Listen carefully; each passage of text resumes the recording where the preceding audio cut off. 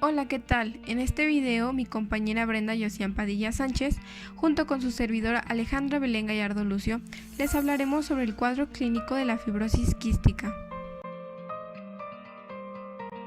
Primeramente debemos saber que la fibrosis quística es una enfermedad genética autosómica recesiva que se produce como consecuencia de una alteración del gen regulador de la conductancia transmembrana de la fibrosis quística, abreviado CFTR, situado en el brazo largo del cromosoma 7, caracterizada por disfunción de las glándulas de secreción exócrina.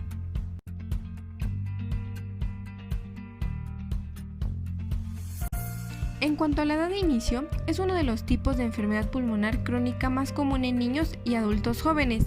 A la mayoría de los niños con fibrosis quística se les diagnostica la enfermedad hacia los 2 años de edad. Para un pequeño número, la enfermedad no se detecta hasta la edad de 18 años o más.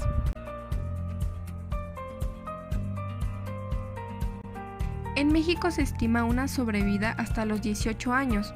En los países desarrollados, donde el diagnóstico y el tratamiento son oportunos, tienen una sobrevida de hasta los 41 años de edad. Sobre su origen genético, el defecto principal que encontramos en la fibrosis quística es la función anómala de una proteína del canal de cloruro epitelial, que es codificada por el gen CFTR, situado en el locus cromosómico 7 del brazo Q en la posición 3.1.2.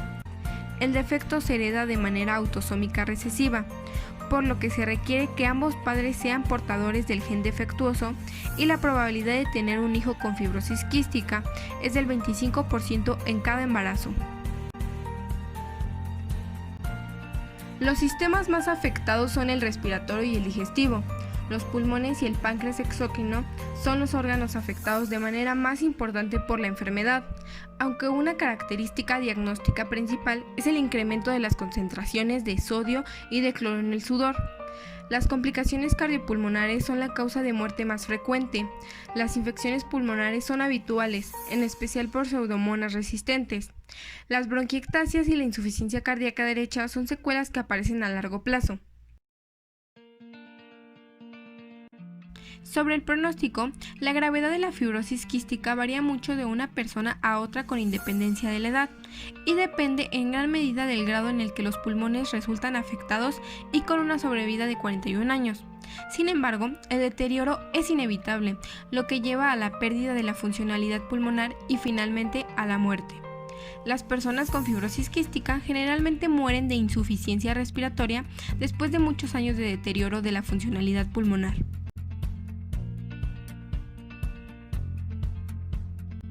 En cuanto a la prevalencia, es el trastorno genético autosómico recesivo mortal más frecuente en los niños de raza blanca, con una incidencia de aproximadamente un caso por cada 2.500 recién nacidos vivos de raza blanca, y con una frecuencia del estado de portador de aproximadamente un individuo por cada 25 personas. Es muy poco frecuente en asiáticos y afroamericanos, un caso por cada 31.000 y 15.000 nacidos vivos respectivamente. La incidencia reportada es de 1 de 3.500 recién nacidos vivos en caucásicos y de 1 de 8.000 en hispanos. La incidencia en México se estima de 1 en 8.000 a 9.000 recién nacidos vivos.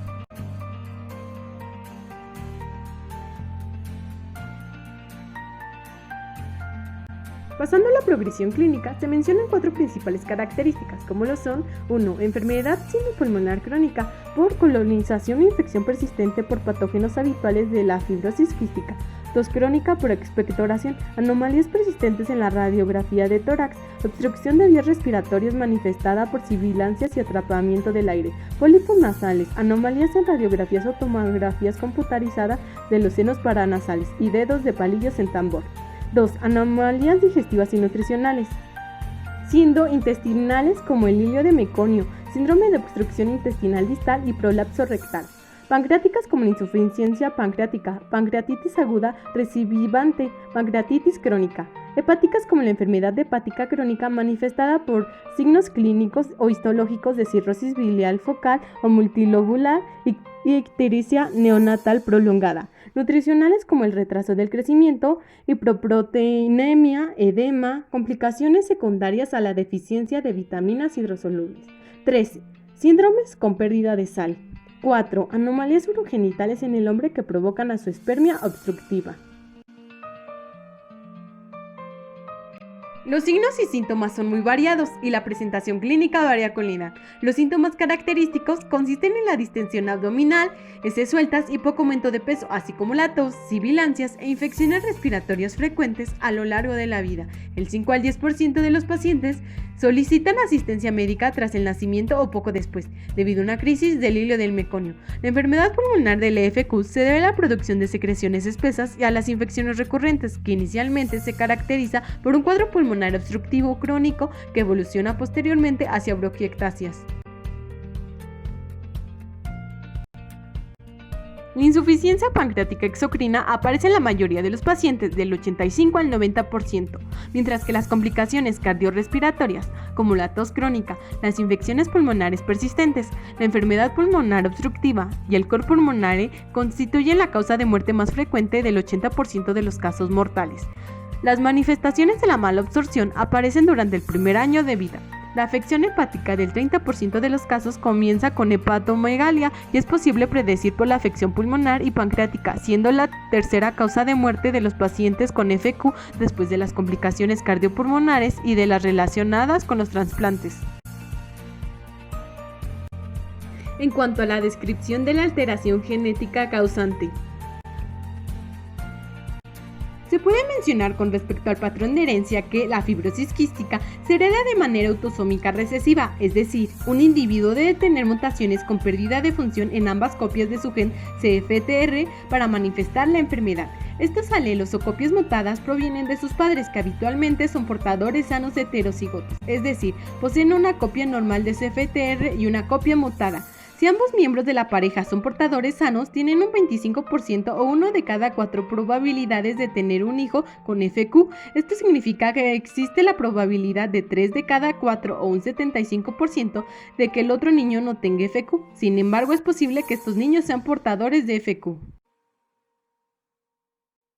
Si bien el tipo de alteración se dice que es una de las enfermedades monogénicas más comunes, su transmisión es autosómica recesiva y no afecta a los portadores heterocigotos. Si bien existen más de 1300 mutaciones que son consecuencias del gen asociado a la FQ, la fibrosis quística clásica suele ocurrir cuando dos alelos que forman el gen CFTR están mutados y este comprende 27 exones.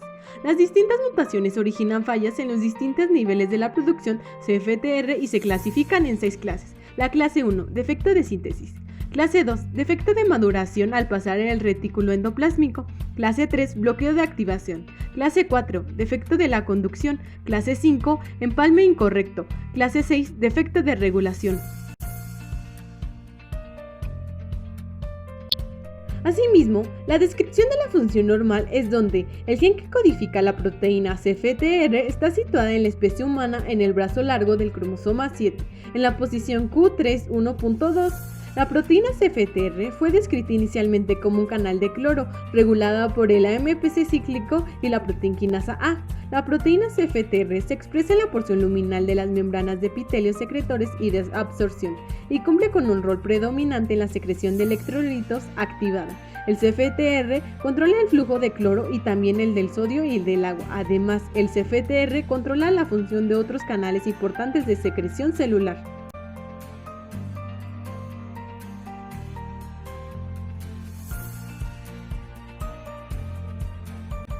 En cuanto al pronóstico, la evolución de la enfermedad es muy variable de acuerdo con su heterogénea presentación clínica, que cuenta con una sobrevida de 41 años, y el pronóstico está marcado en especial por el compromiso de la función respiratoria. La edad en que se produce la colonización por Pseudomonas aeruginosa es un elemento muy importante, ya que el daño del parénquima pulmonar se correlaciona en forma estrecha con los mecanismos inflamatorios desencadenados por la infección. Los pacientes con suficiencia pancreática presentan un mejor pronóstico a largo plazo. Se produce una diferencia por el tratamiento de la enfermedad en cuanto al desarrollo de centros de diagnóstico y tratamiento que concentran a los enfermos por un equipo multidisciplinario.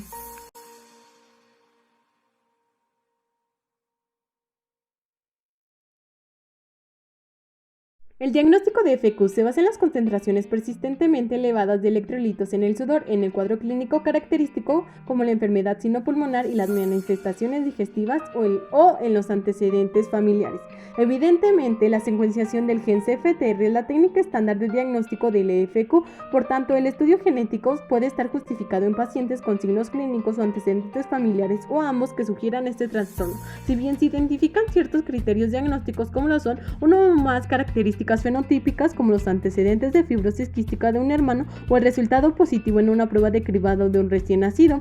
También el aumento de la concentración de cloruro en sudor en 2 o más ocasiones por la identificación de 2 mutaciones de la fibrosis quística o la demostración del transporte iónico anómalo en el epitelio nasal. En la prueba de electrolitos en el sudor se administra pilocarpina para estimular el sudor y se mide en un electrodo con la concentración de sales en lactantes menores de 6 meses y se considera menor de 30 milimoles por litro, que es negativo. De 30 a 59 milimoles por litro es indeterminado y mayor de 60 milimoles por litro es positivo, consistente en el diagnóstico de la EFQ. El test de sudor debe estar realizado en todas las situaciones clínicas de sospecha que se muestran en la siguiente imagen.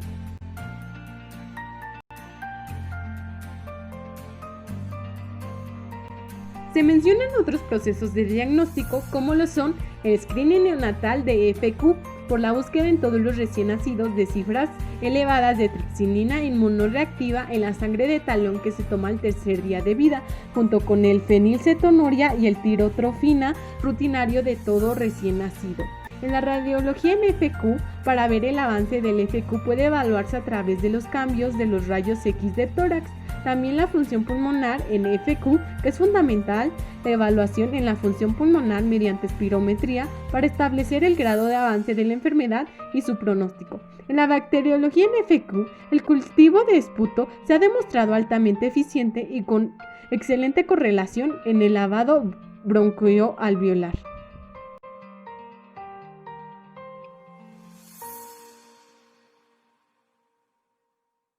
Por último, los tratamientos consisten en antibióticos, broncodilatadores, fármacos para fluidificar las secreciones pulmonares, tratamientos de desobstrucción de las vías respiratorias para los problemas respiratorios, suplementos de enzimas pancreáticas y vitaminas para los problemas digestivos y fármacos para mejorar la función de la proteína de la fibrosis quística en personas con ciertas mutaciones. Algunas personas necesitan un trasplante de hígado y de pulmón.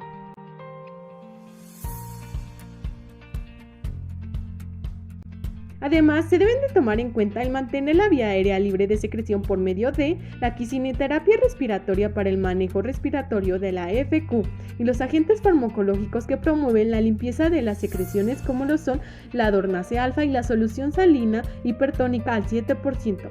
También es de gran importancia mantener la vía de aérea libre de la infección, pues la infección bacteriana endobronquial crónica puede agravarse con los distintos gérmenes como el Staphylococcus aureus o los Pseudomonas aeruginosa, y la terapia dependerá de 1. La terapia de erradicación de la primoinfección y que no requieren de hospitalizar al paciente.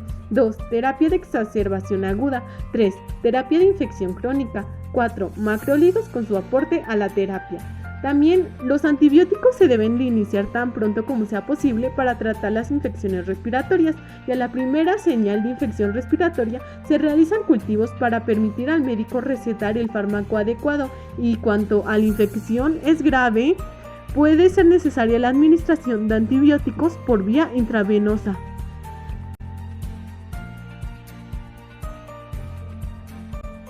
Es fundamental mantener un estado nutricional y para cumplir con el objetivo nutricional se requiere una evaluación del índice de masa corporal o de la relación peso-talla en todos los controles, una terapia de reemplazo enzimático en insuficiencia pancreática, una terapia de reemplazo de las vitaminas liposolubles A, D, E y K, un régimen hipercalórico e hiperproteico. Diabetes mellitus relacionada a la fibrosis quística, se le deben poner inyecciones de insulina a los pacientes.